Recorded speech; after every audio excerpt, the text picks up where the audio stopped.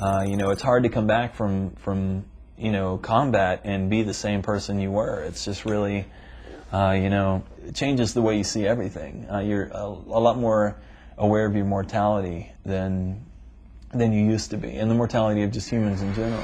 Jodan Worley knows a thing or two about maintaining your spirits in the hospital.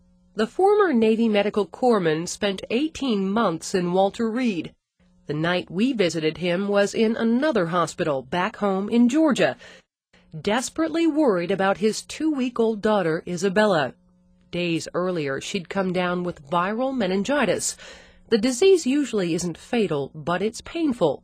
There's no cure, and the body has to heal itself. Just because I've got an outlook on life that doesn't make me stress out about a lot of stupid things doesn't mean that I'm not twice as bad about people that I love. Almost dying gives a lot of guys, and not everybody unfortunately, but a lot of guys a new perspective, the perspective of an 80-year-old man that I like to call, you know, that realizes that a lot of people realize this too late in life, but the most important thing on this earth has nothing to do with where you live or what you own. It's the people that you love. It's your friends and your family. Petty Officer Worley's wife and daughter have come north to live to help ease the setbacks and psychological difficulties with recovery. He's in his 7th month at Walter Reed. He had to apply a tourniquet to his own severed left leg after an IED explosion during a patrol in strife-torn Fallujah. His right leg was also mangled in the incident.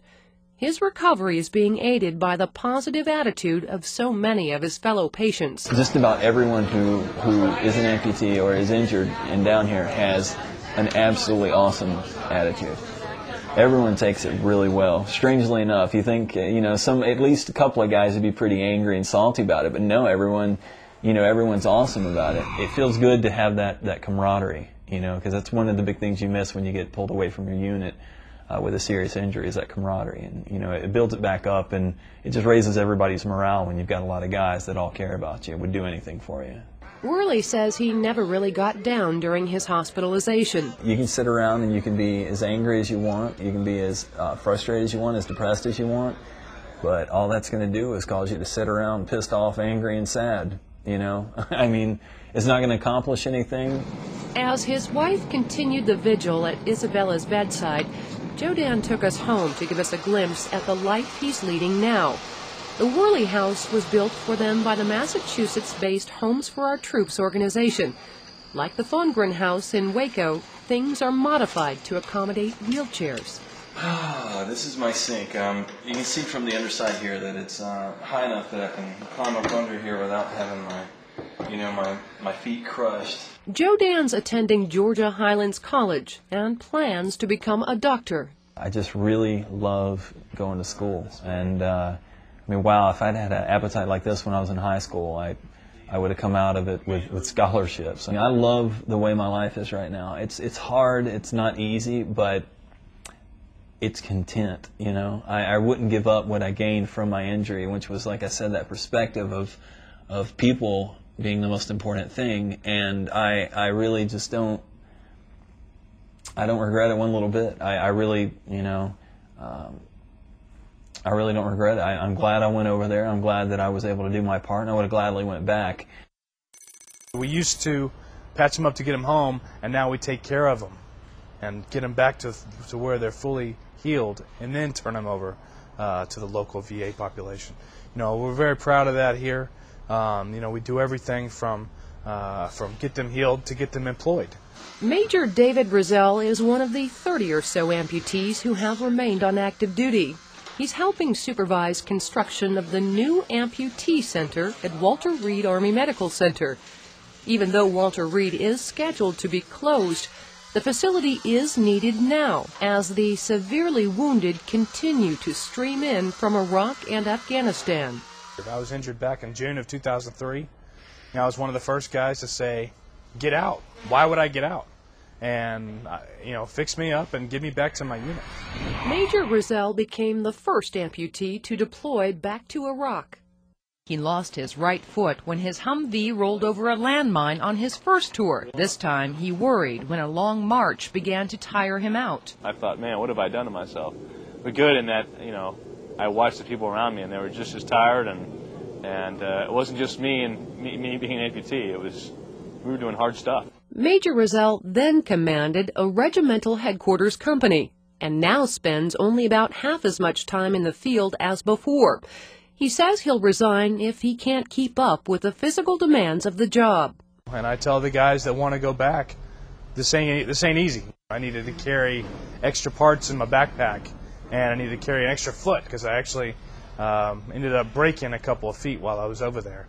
It's a really tough terrain and a tough place to work. Major Rozelle continues to push himself physically. He's participated in Ironman triathlons, a grueling competition which includes a 2.5-mile swim, a 112-mile bicycle race, and a marathon run.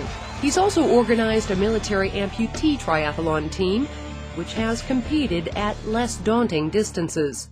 And got together 10 other military amputees, and of all walks of life, from Air Force to Marine to Army, male and female. Put them together, and we competed in 4 different triathlons across the country, and raising awareness for amputees, and had a great time doing it, and brings the spirit back to the men and women here in the hospital. Major Rozelle expects to be deployed to Iraq again. He'll go happily, as he did the first 2 times.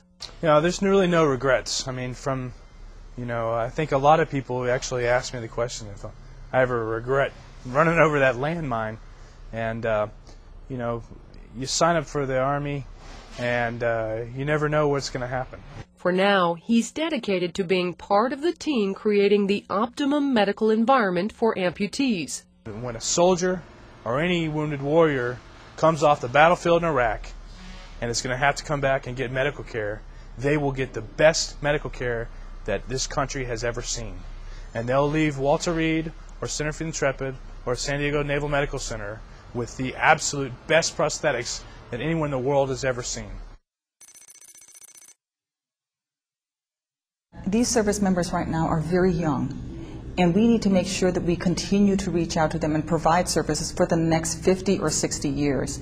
Tammy Duckworth herself lost both legs and partial movement in her right arm in Iraq when the helicopter she was piloting was shot down by a rocket-propelled grenade. Today, she's director of the Illinois State Department of Veterans Affairs, after losing a close race for Congress in November 2006. Director Duckworth testified before Congress several times while hospitalized, advocating positive treatment of the wounded. When people sat down with me to talk to me about what I wanted to do and set my goals for my recovery, I told them that I wanted to stay in the service and I wanted to fly helicopters for the Army once again. And nobody laughed at me, nobody looked at me like I was insane, and they all just said, well, let's sit down and see what we need to do to help you fight that fight. She's still a member of the Illinois National Guard and a vocal advocate for vets. She calls the treatment she received at Walter Reed above the best, and she treasures the camaraderie she found there. You're sitting in this therapy room, and there's a whole bunch of you. Everybody's missing a limb or hurt in some way.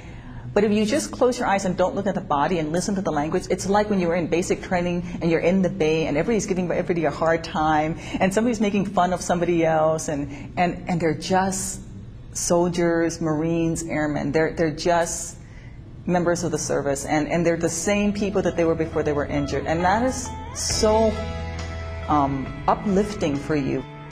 Major Tammy Duckworth believes it's time for a new GI Bill to guarantee severely injured service members receive the care they need for the rest of their lives. And the number needing that care keeps growing. More than 6,000 severely injured men and women have been treated at Walter Reed alone since operations in Iraq and Afghanistan began. I'm Master Sergeant Daniela Marcus, and this has been Recon.